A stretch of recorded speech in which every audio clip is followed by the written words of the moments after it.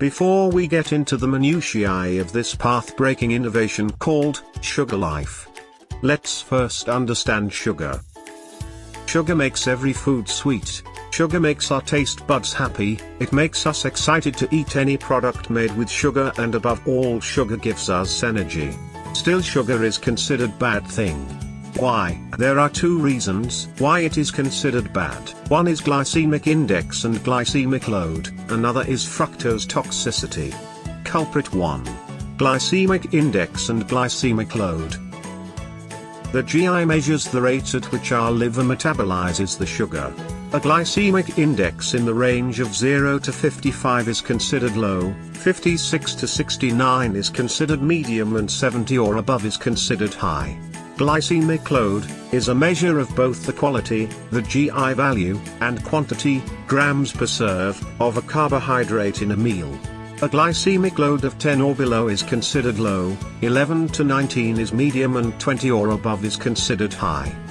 The food with medium or high glycemic index and glycemic load is harmful for the body.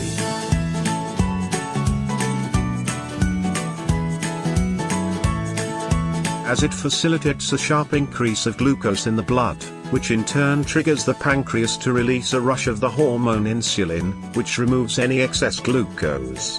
Insulin removes the surplus glucose from the blood and lowers the speed at which the body burns fat. A large surge in insulin, caused by eating high GI foods, will start reactions in the body that leave you feeling lethargic, hungry, and craving more sugar.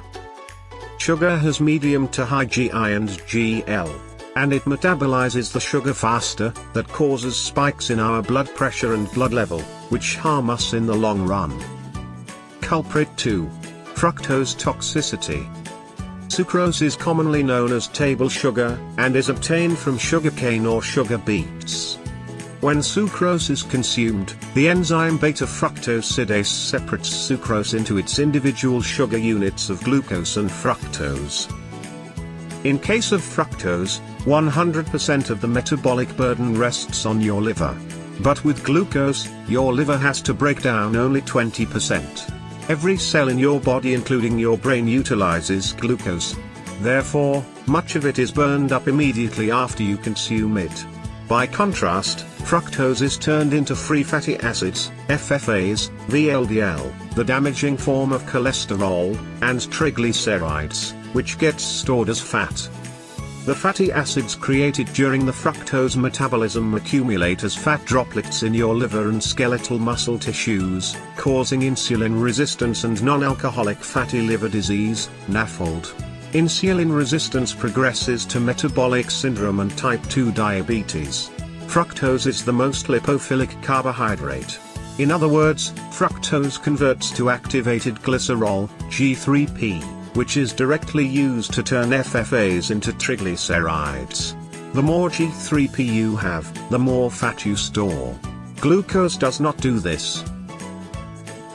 When you eat 120 calories of glucose, less than 1 calorie is stored as a fat. 120 calories of fructose results in 40 calories being stored as fat. Consuming fructose essentially consuming fat.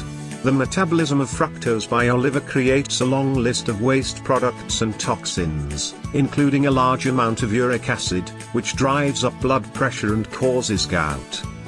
The bottom line is, if anyone tries to tell you sugar is sugar, they are way behind the times.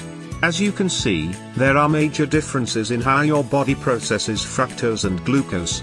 Fructose leads to increased metabolic syndrome, belly fat, chronic diseases, insulin resistance, and many more.